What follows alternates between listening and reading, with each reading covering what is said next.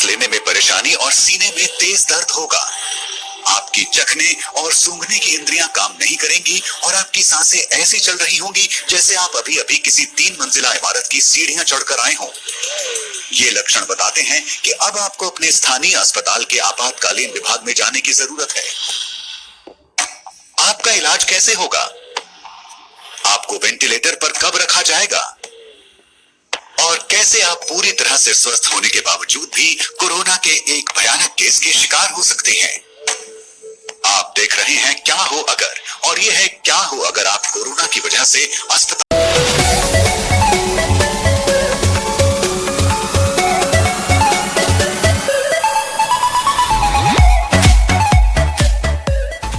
हो जाए।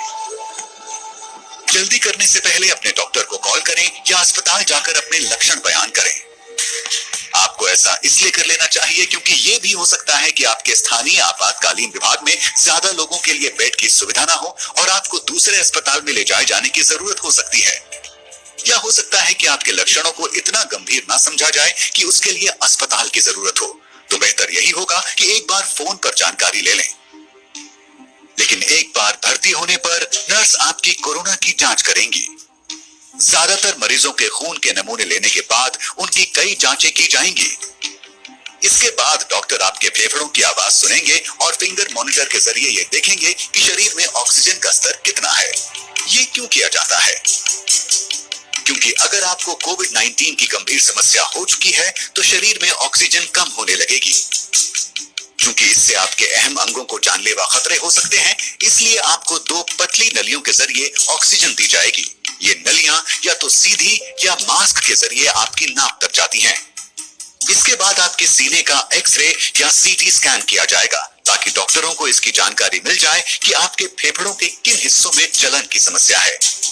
एक सीटी स्कैन या कंप्यूटराइज्ड एक्सियल टोमोग्राफी एक ऐसी जांच है जिसमें एक्सरे और कंप्यूटरों के जरिए बगैर किसी दर्द के आपके शरीर की क्रॉस सेक्शनल छवि मिलती है।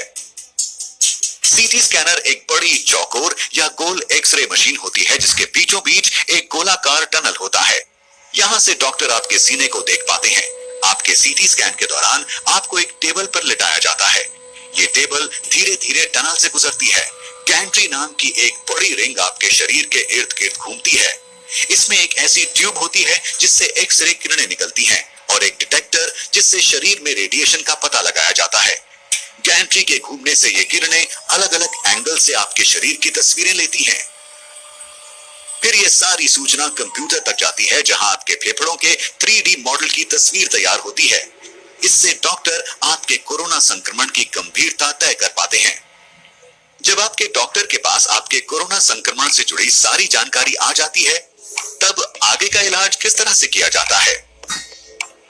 कुछ मरीजों को एंटीबायोटिक दिया जा सकता है। ये दवा सीधे कोरोना से नहीं लड़ती, लेकिन इस दिशा में कारगर हो सकती है कि आपके फेफड़ों में कोई दूसरा बैक्टीरियल संक्रमण ना हो। लेकिन क्योंकि अभी खास तौर पर कोरोना के लिए कोई दवा नहीं है, ऐसे में सारी जिम्मेदारी आपके शरीर में रोगों से लड़ने वाले सिस्टम यानी इम्यून सिस्टम पर होती है। ऐसे में आशा यही है कि आपका शरीर वायरस से लड़ पाए और ये कि ऑक्सीजन थेरेपी और देखभाल आपके लिए कारगर साबित हो। अगर सब कुछ सही दिशा में जाता है तो आपका रोगों से लड़ने वाला सिस्टम धीरे धीरे वायरस को मार सकने जितने एंटीबायोटिक पैदा कर लेगा। लेकिन क्या हो अगर आपकी स्थिति और खराब होने लगे? ऐसे में हो सकता है आपको सांस लेने में दिक्कत, बुखार, तेज सर दर्द और उल्टी आने जैसी स्थिति का सामना करना पड़े। अगर खून में मौजूद ऑक्सीजन का स्तर ज्यादा गिरने लगता है तब डॉक्टर आपके इलाज में तेजी लाते हुए आपको हाई फ्लो नेजल ऑक्सीजन पर रखेंगे। इसका मतलब ये हुआ कि एक मशीन आपके शरीर के तापमान के अनुसार साफ हवा को आपकी नाक में धकेल रही होगी। ऐसे में आपको 100% तक की कॉन्सेंट्रेशन में हर मिनट 60 लीटर जितनी ऑक्सीजन दी जा सकती है। हालांकि इसको लेकर एक चिंता ये भी है कि ऐसा करने से वायरस हवा में घुल सकता है और आसपास मौजूद मरीजों, कर्मचारियों या दूसरे लोगों को संक्रमित कर सकता है। इस खतरे से बचने के लिए कुछ अस्पतालों में नेगेटिव दबाव वाले कमरे होते हैं। ये अलग थलग बनाए गए ऐसे कमरे होते हैं जो एक खास तरह के वेंटिलेशन सिस्टम से लैस होते हैं। यहाँ की हवा उल्टे दबाव के चलते कमरे से बाहर नहीं जाती। इस हवा को यहाँ से एक फिल्टर सिस्टम के जरिए बाहर कर दिया जाता है। अफसोस इस बात का है कि हर अस्पताल में ऐसे कमरों की सुविधा नहीं होती। अगर हाई फ्लो नेजल ऑक्सीजन का तरीका काम नहीं करता, तब डॉक्टर आपकी जान बचाने की आखिरी कोशिश करते हुए आपको मैकेनिकल वेंटिलेशन पर रखेंगे। आपको आईवी के जरिए दवाइयां दी जाएंगी। मैकेनिकल वेंटिलेशन का पहला चरण एंडोट्रैकियल इंट्यूबेशन होता है। आपके सोने के बाद आपके डॉक्टर लैरिंगोस्कोप नाम के एक उपकरण का इस्तेमाल करेंगे। ये उपकरण एंडोट्रैकियल ट्यूब को उसकी सही जगह तक पहुंचाता है।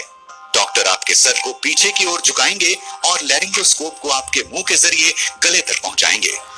यहाँ इस बात का खास ध्यान रखा जाता है कि ये आपके दांतों के संपर्क में ना आए। आपके डॉक्टर इसके बाद धीरे धीरे आपके एपिग्लॉटिस को उठाएंगे। ये आपके लैरिंग्स की रक्षा करने वाला हिस्सा होता है।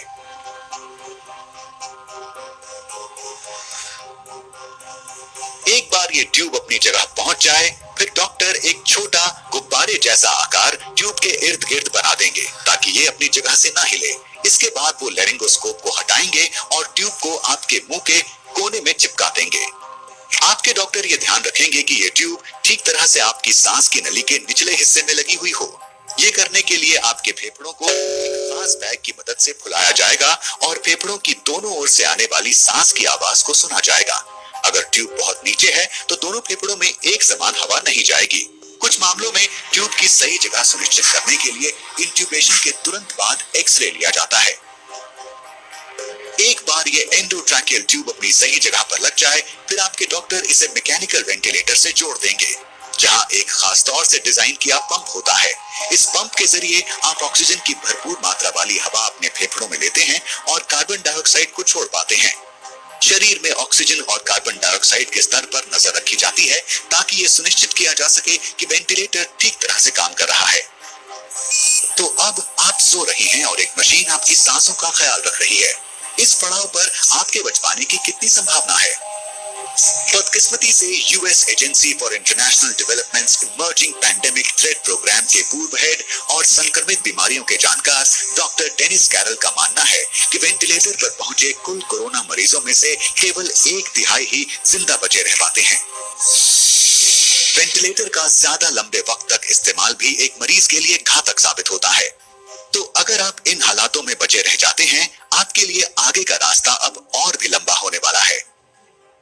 इस बीमारी के फैलने के शुरुआती दिनों में कुछ अस्पतालों ने शुरुआती इलाज के दौरान ही मरीजों को वेंटिलेटर पर रखा था। इसके पीछे की वजह यह भी थी कि ऐसे इलाज से वायरस को हवा में फैलने से रोका जा सकता है।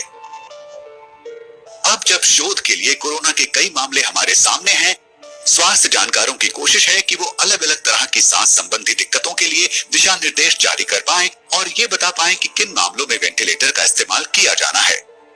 इनमें कुछ ऐसे निर्देश शामिल हैं, जैसे मरीज को पेट के बल लिटाना, इसे प्रोन पोजिशनिंग कहा जाता है। माना जा रहा है कि इससे फेफड़ों तक पहुंचने वाली ऑक्सीजन की मात्रा को बढ़ाया जा सकता है। तो ये सब जानने के बाद क्या वजह है कि ये वायरस कुछ लोगों में केवल एक छोटी सी बीमारी बनता है, लेकिन कुछ लोगों के स्वस्थ होने के बावजूद ये उनकी मौत की वजह तक बन जाता है? ऐसे मामलों के लिए ये कहा जा सकता है कि बड़ा नुकसान रोगों से लड़ने वाले सिस्टम के कमजोर होने से होता है, न कि खुद वायरस से। सीधे शब्दों में, जब आपके शरीर के किसी सेल को किसी बाहरी खतरे या वायरस का अंदेशा होता है, तो वो सबसे पहले खुद को खत्म कर लेता है। ऐसा इसलिए कि वो बाकी सेलों तक ये संक्रमण पहुंचने से रोक पाए और आपकी रक्षा कर सके। ऐसा इसलिए हो पाता है कि आपके इम्यून सिस्टम के सेल यानी मैक्रोफेजेस सिग्नल देने वाला एक छोटा प्रोटीन छोड़ते हैं जिसे साइटोकाइन कहा जाता है। इनमें से कई प्रोटीन सेल के मरने के पीछे की वजह होते हैं। जब कई सेलों में एक साथ ऐसा हो रहा होता है तो इससे टिश्यू का काफी नुकसान हो सकता है। स्वास्थ्य जानकार इस प्रक्रिया को साइटोकाइन स्टॉर्म कहते हैं। कोविड-19 होने पर नुकसान फेफड़ों के टिश्यू का होता है। इससे फेफड़ों की छोटी थैलियों की दीवारें एक तरह का तरल छोड़ने लगती हैं, जिससे निमोनिया होता है और खून में ऑक्सीजन की कमी होने लगती है। आपके ज्यादातर सेल साइटोकाइन के बेरोक स्तर के चलते दम तोड़ने लगते हैं। ये आपके फेफड़ों का तब तक नुकसान करता है जब तक वो ऐसी स्थिति में ना पहुंच जाए जहां से सुधार मुश्किल है। आपका शरीर अब खुद का ही नुकसान कर रहा होगा। साइटोकाइन स्टॉर्म कोरोना के गंभीर मामलों के मरीजों में एक आम बात हो चुके हैं और कई मामलों में लोगों की मौत के पीछे की वजह भी यही है। आप में ये साइटोकाइन स्टॉर्म होगा या नहीं, ये काफी हद तक आपके जीन्स पर भी निर्भर होता है। H1N1 फ्लू वायरस के मरीजों में ये पाया गया है कि जिनमें ये साइटोकाइन स्टॉर्म आया वो काफी हद तक जेनेटिक कारणों से था।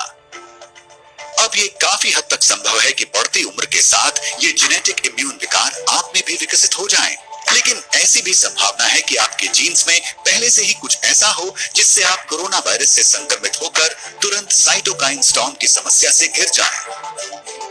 यहाँ ये समझना जरूरी है कि साइटोकाइन स्टॉर्म की पूरी तस्वीर अभी हमारे सामने नहीं है और स्वास्थ्य समुदाय को इस बीमारी के सारे पड़ावों को समझने में अभी लंबा वक्त लगेगा। कई जानकारियों की दूसरे संस्थानों के जरिए पुष्टि होना अभी बाकी है। लेकिन अच्छी बात यह है कि दूसरी बीमारियों में काम आने वाले ऐसे तरीकों पर शोध जारी है जो साइटोकाइन स्टॉर्म को रोक सकें और कोरोना से लड़ सकें। साथ ही नए तरीकों की खोज की दिशा में भी लगातार काम किया जा रहा है। मौजूदा वक्त में ऐसी सैकड़ों दवाइयों पर खोज जारी है जो कोरोना से लड़ाई में काम आ सकती हैं। तो अगर आप इतने खुशकिस्मत हैं कि इस सब के बाद भी बचे रह सकें, तब आपको वेंटिलेटर से छुट्टी मिल सकती है। आपको शायद बहुत ज्यादा थकान महसूस हो, लेकिन अब आपको अस्पताल के आम वार्ड में रखा जाएगा। आप इस जगह तब तक रहेंगे जब तक आपके शरीर की ऑक्सीजन सुरक्षित लेवल तक नहीं आ जाती। इसके बाद आपको अस्पताल से छुट्टी मिल सकती है। आप घर जा सकते हैं और अपने परिवार और दोस्तों के बीच वापसी कर सकते हैं। मैं आशा करता हूं कि कोरोना की वजह से अस्पताल जाने पर आप ये समझ चुके होंगे कि क्यों हमें सावधान रहने की जरूरत है। कोरोना न केवल लोगों के स्वास्थ्य पर असर डाल रहा है, बल्कि ये हमारे जीवन के हर पहलू पर भारी पड़ रहा है।